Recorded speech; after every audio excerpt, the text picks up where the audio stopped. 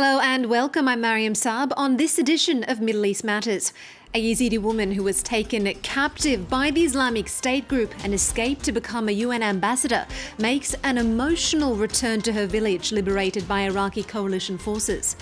The Gulf grapples with its biggest diplomatic crisis in years, with Qatar cut off over its alleged support for Islamist groups. And Muslims around the world may be fasting for the month of Ramadan, but many are having their fill of the holy TV season specials. Production houses in Egypt are feeding the rating spike.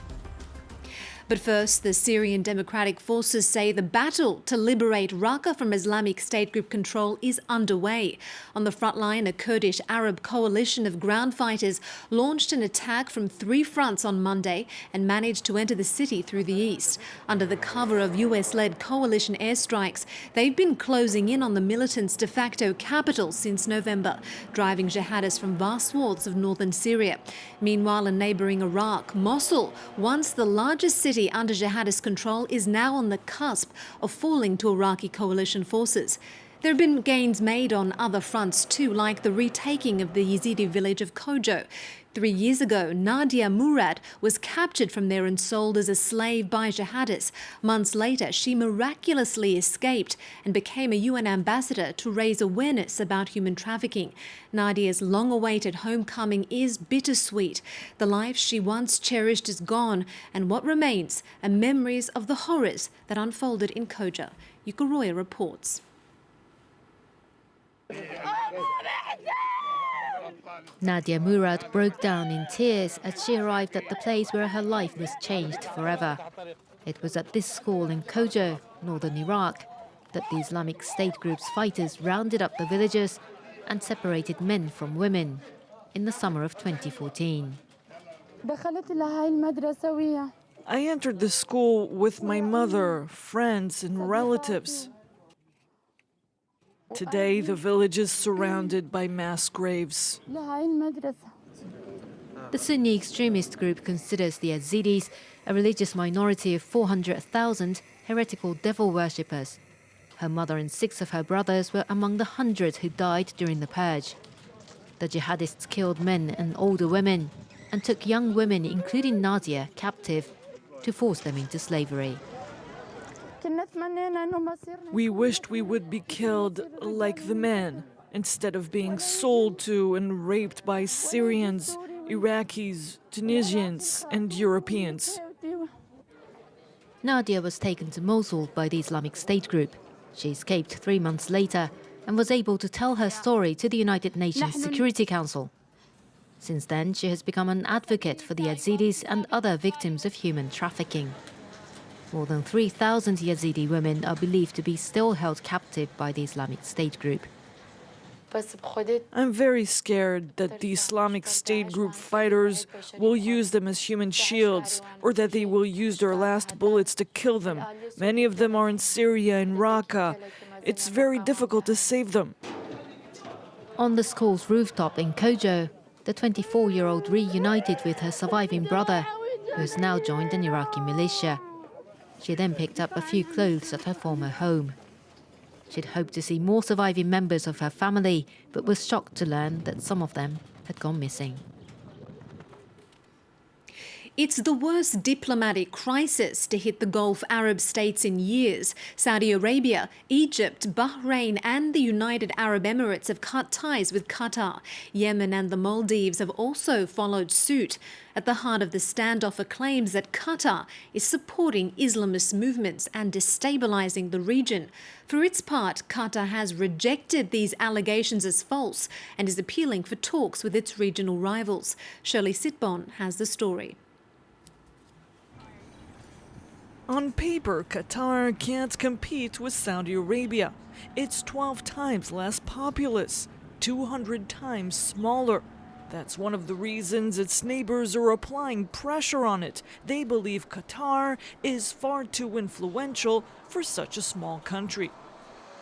It's a very small state that neighbours massive countries. Saudi Arabia has 30 million inhabitants, Egypt 80 million. They can't stand the fact that Qatar has influence, financing and arming rebels and groups. They want Qatar to get back in line with their policies. Among the positions Qatar's neighbors have denounced, its support for the Muslim Brotherhood, which Egypt's president ousted from power, as well as other groups. The Saudis and their allies say the emirate has influenced the volatile situation on the ground. Qatar is even accused of allowing the funding of terrorist organizations, like the former al-Qaeda-linked al-Nusra Front in Syria. Doha has long had a unique diplomatic tone, establishing ties with regional rivals, hosting Hamas leaders while meeting with Israeli officials. Qatar is the home of a major U.S. Army base, and it also has good relations with Iran, with which it shares offshore gas fields. Iran is precisely what worries Saudi Arabia the most. The Saudis are concerned that Iran could be further strengthened due to its nuclear deal, which has brought it back into the international community. So the Saudis want to punish Qatar for its good relations with Iran. The crisis has been simmering for years. Political scientists say that Donald Trump's open opposition to Iran during his visit in Saudi Arabia has given Riyadh a green light to act and apply pressures Qatar would struggle to stave off. 50 years ago, in 6 days, Israel seized what remained of the Palestinian territories in what's known as the Arab-Israeli SixDay War. While Palestinians lament the most long-standing and illegal occupation in modern history, Israel commemorates what it says is one of its greatest victories. While peace and Palestinian statehood remain elusive goals, life goes on. We take a look how. They're some of the most visible traces of the Six-Day War and the occupation that has followed. West Bank checkpoints. This is checkpoint 300. No one can cross it without Israel's authorization. Thousands of Palestinians come here every day to work in Israeli territory or in Israeli settlements, the other obvious trace of the war, which many say has never really ended. 50 years from bad to worse, a separation wall, complicated situations, arrests, wounded people, martyred young people. It's just 50 years of tragedy. On June 5, 1967, Israel launched a preemptive attack on Egypt as tensions were mounting in the region and Egypt had deployed its troops at the border.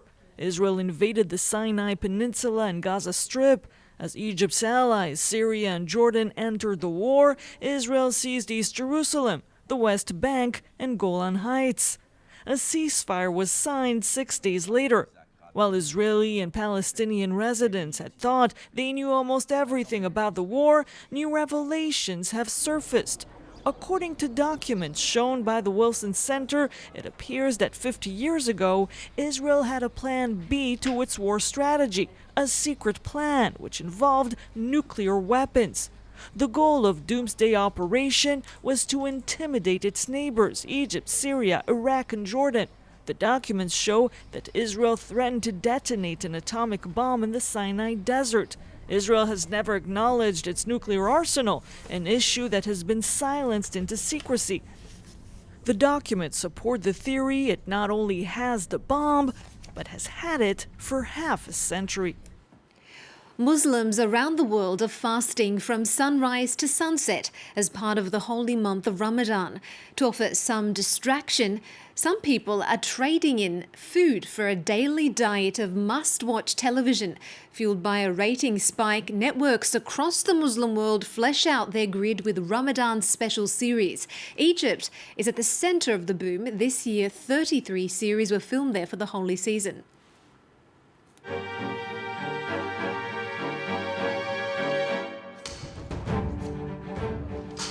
It's the 30th episode and final day of filming for this Ramadan series, a psychological thriller that explores corruption in the medical sector.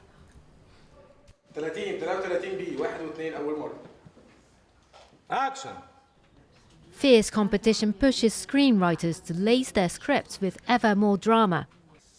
33 series were filmed in Egypt this year.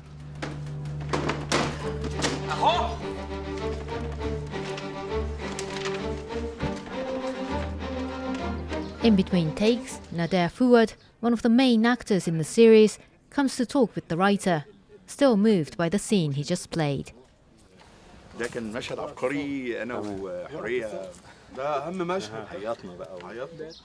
The writer, Faiz Rashwan, says Ramadan soap operas have seen major changes in recent years, especially since the 2011 revolution. After 2011 in Egypt, there was much more daring in terms of the subject material. I wrote an action series, for example, one that takes a comic and sociological approach, but which also addresses politics and corruption. Almost all of the series produced in the country this year deal with the daily lives of Egyptians today, reflecting society and its main concerns. Today, social issues are the topics that are addressed the most. The economic problems are particularly present in the series. This has been the case even more so for the past 2 years. The dramas discuss the economic difficulties, but above all, the way in which the characters handle them. Egypt is the market leader for Ramadan series. 100 million euros were spent this year on the programmes, but the producers expect twice that figure in profits, thanks to advertising and syndication. Every day, millions tune in to watch the shows. Mana is one of them. She says watching television with the family during Ramadan is sacred. I can spend the whole evening with my parents, from sundown to very late. I watch a lot. 4-5 hours in a row, for example. 5 hours being glued to the TV instead of the usual 2. Like every year, this 30-day period has left stations and producers across the industry vying for viewership.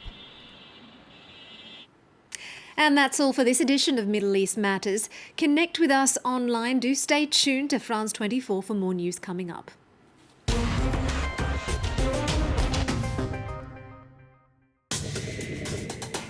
The Debate, hosted by François Picard.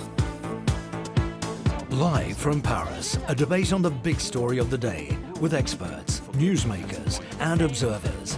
Continue the debate after the show is over by sharing your views on our forums.